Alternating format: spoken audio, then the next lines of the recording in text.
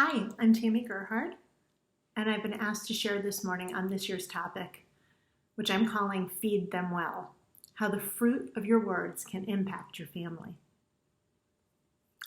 I don't know that there's ever been a time in my own personal history where I have seen such chaos, such fear, and such hopelessness in our world.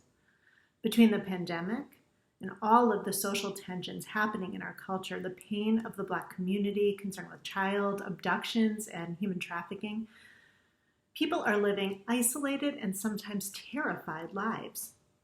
As a counselor and a people connector, some have reached out to me via the phone or Zoom or in more recent days for coffee dates at the local coffee shop we own to be able to share their fears and their concerns and their questions with me and to receive some counsel, some prayer, and some support and encouragement in their journey. I am really thankful for that, and I'm actually less concerned about those who have reached out than those who are still isolated, not only in their homes, but in their minds, living in fear alone.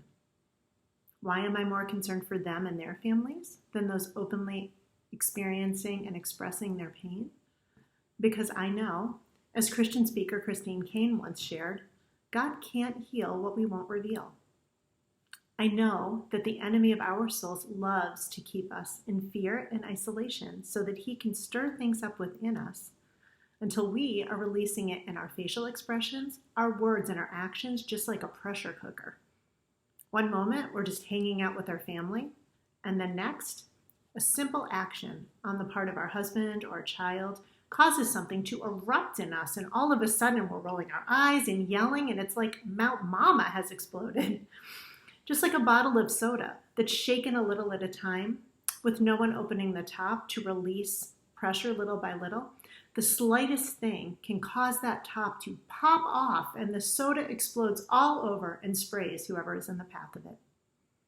Let me say that I believe no well-meaning parent wants to blow up on their kids or their spouse.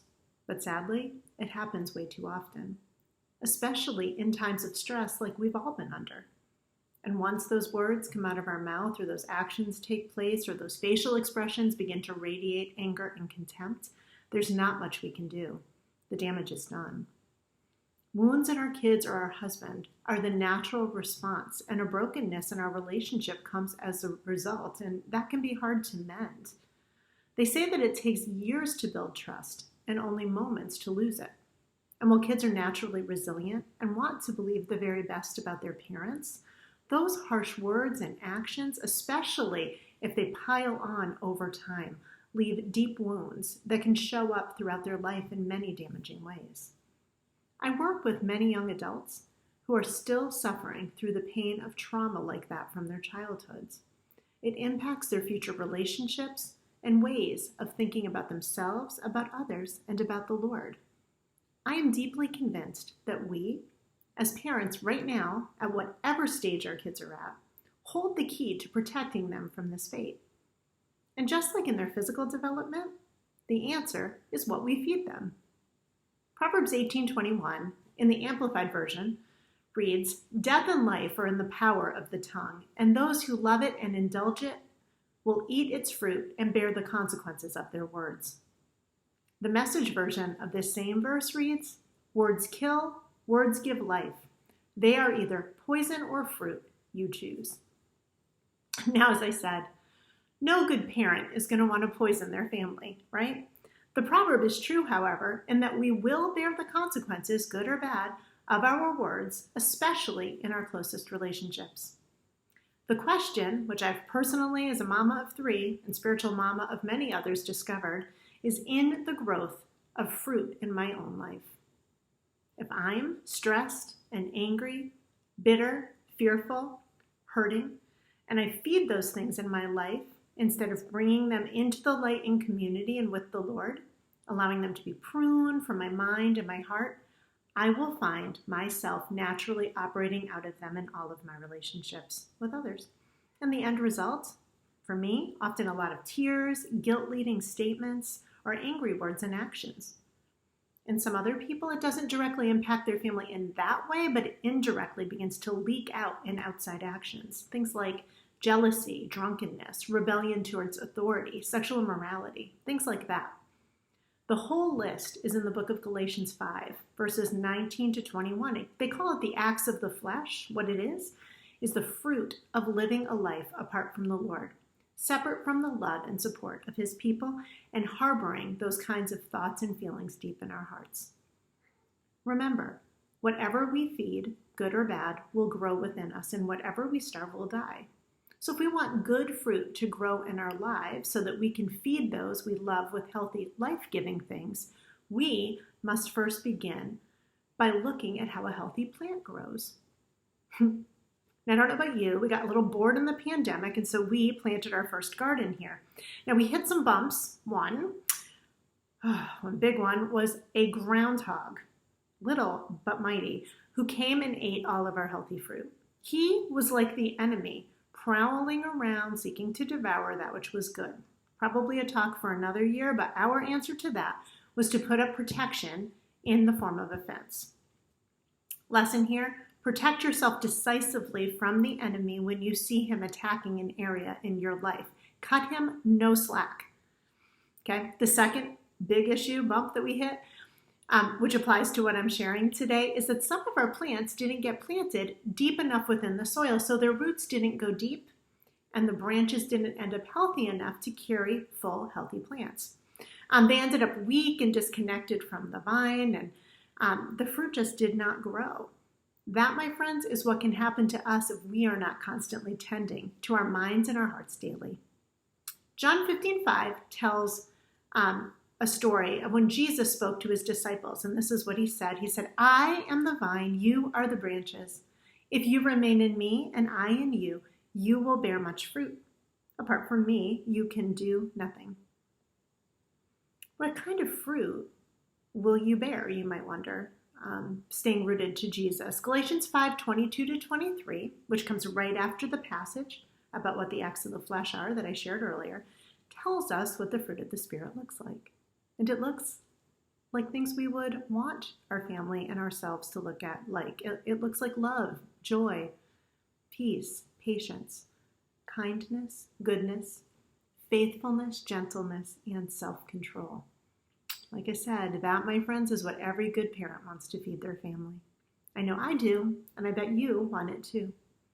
Like the story of my garden and the scripture I just read, the only way to do this is to root deeply and stay connected to Jesus, the true vine. We must take whatever time we can in the Word. Even if you have young kids and it's only a few minutes a day locked in the bathroom with your phone Bible, we must stay in an attitude of prayer and where we constantly are giving thanks for the things the Lord brings us to and places that we see him at work. And we must surround ourselves with people who encourage us and point us to the Lord's presence, activity, and blessing in all things. You see, if we forget that God is sovereign and faithful, we will become fearful. And if we forget that he is our strength and our joy, we'll grow weary. If we forget that he is a redeemer and a restorer, we will get bitter in our circumstances. It is vital that we remind ourselves and each other regularly, daily, and throughout the day of these truths of his character, so we can be encouraged, uplifted, and connected to the vine in such a way that his fruit, the fruit of the Spirit, grows in our lives. That fruit then feeds those around us, and it points others, our children, our husbands, our friends, our neighbors. It points them to the Jesus that we love and serve. In my opinion, there has never been a more important time to radiate hope and life than right now, in the midst of what is perhaps the most major crisis many of us will ever live through. Remember that how you frame things is how your kids, who are watching, learning, and listening from you every day, will as well. If we want to feed our kids good fruit through our lives, we need to attach ourselves to the sower of the good fruit and allow that fruit to grow in us. Remember though, trees, you don't see trees going, oh, like an orange tree is not like, I need oranges. It doesn't strive or struggle to make their fruit grow. It just roots, and it allows time and nature to take its course. Healthy roots always produce healthy fruit. I can always tell when I've been out of the Word and out of community by how I'm thinking and acting. And if I miss it, my kids always catch it, or my husband. And since they were young, I have always encouraged them to speak gently but directly into my life if they start to see me get off kilter in my words or actions, because it helps direct me back to my need for Jesus, and it displays to them how to get back on track if we start to get off. You know, there's nothing more important than feeding our kids well. It's how they grow physically, spiritually, and emotionally. The Lord has provided the means for you to produce healthy fruit to give to your kids, and I am praying for all of us today and every day to receive all that He has for us so that we are filled and overflowing with His love and grace and all of that good fruit we talked about, and so that is what splashes when we get a little shaken on everyone around us. You know, we are definitely better together. I hear that's your hashtag this year. So I'm asking, will you pray for me in this, and I will pray for you? And together, can we trust the Lord that He is at work changing us day by day to reflect His love so that homes would be formed that honor Him and display the goodness of all He has for us. Thank you so much for allowing me to share today. May God bless you, and may you grow beautiful, beautiful fruit this year.